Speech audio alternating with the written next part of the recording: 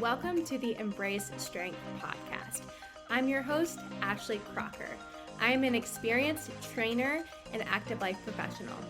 I work with people who are struggling with nagging pain to get back to the activities they love without fear of re-injury. This podcast is here to educate and provide value to you on all things health, fitness, staying active, and personal development. Let's dive in.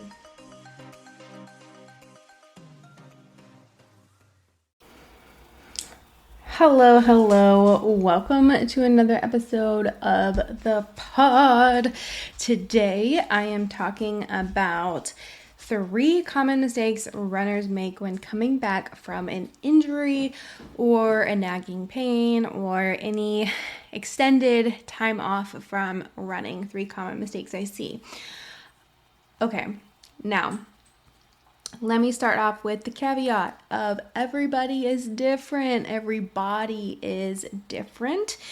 And just because I say, this is a mistake for the people, my experience and the people that I've coached doesn't mean that it might be a mistake for you. Everything is so individualized. But with that being said, and we're just going to get right into it. The first thing is going to be jumping back into too much mileage too quickly. I see this one a lot. People will take a break from running to rest their injury or whatever. And let's say they were consistently running 10 miles previously, okay? Their longest run was 10 miles is what I mean, okay? And they take, let's say, 3 weeks off from running. Then they go back and do a 6-mile run.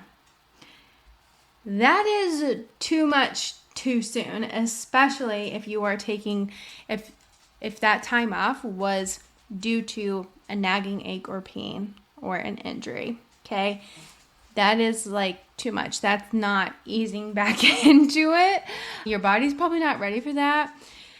And it also depends on what you were doing in your time off. Were you addressing any mobility restrictions?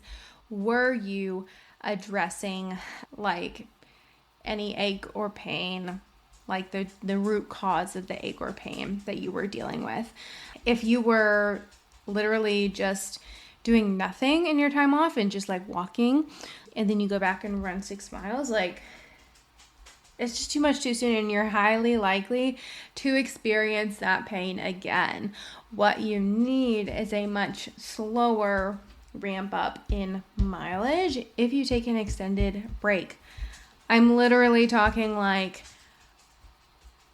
starting with 1 mile and seeing how does your body feel during, how did it feel after, how did it feel recovery wise. You should really be starting much slower than you want to or think you should when returning from an injury. Okay. The next mistake I see people make is skipping strength training or not being specific enough with their strength training. If you are somebody who runs, you want to run consistently without any pain, there are certain things you should be doing in your strength training to support this. For example, you should be doing a lot of single leg work. You should be doing plyometrics. You should be addressing any mobility restrictions that you have in your lower body. You should be working on adductor strength. You should be addressing any hip internal rotation issues, any big toe extension issues. And you should be using tempo, going slow. All of these things are important to people who run. You should be working on your calves, doing different variations of calf raises. It does, if your strength training looks like you just do back squats, deadlifts, pushing, pulling, that type of thing, you likely need to get more specific.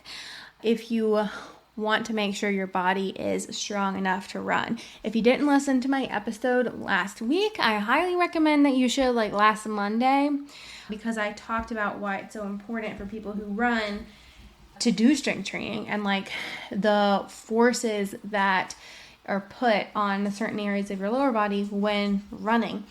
And so the body needs to be prepared to receive that load. So listen to last Monday's episode if you haven't already, but that's a big one. And then number 3 mistake is ignoring little aches or pains.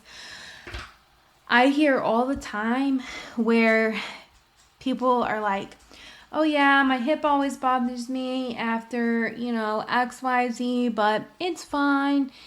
My back kind of bothering me today after whatever, but just how it is. Those little aches is your body speaking to you, your body telling you like, hey, something's not right. I'm missing something. I need you to pay attention to this. And a lot of times when people are injured, the injury is not the first thing to happen. There's a lot of whispers your body gives you before having an injury. When I broke my ankle in 2020, there were so many whispers from my body before I actually tore a ligament in my ankle. Okay? Like so many whispers, but I ignored them. And so the injury happened because if we ignore our body for long enough, our body will just force us to listen. So if your body is communicating little aches or pains to you, it is your responsibility and your duty to listen so that it does not turn into something bigger. So I hope that you learned something from this episode with these common mistakes runners make when coming back from an injury. And if you learned something, found this valuable, send it to one of your friends, send it to your gym buddy, send it to your run buddy.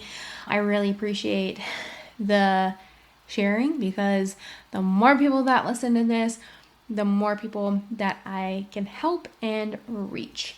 So if you are listening to this and you're like, man, I've made all these mistakes before and I want to be smarter about my strength training so that I feel better in my running, then my upcoming mini program, Strong Enough to Run, is going to be perfect for you. I'm going to be running this at the end of October, and it's only $27 to join. It is a 4-week program. DM me on Instagram if you are interested in joining. I'll put the link in the show notes with the landing page and all that. And I hope to see you there. Hope you got value from this episode, and I will talk to you guys next time.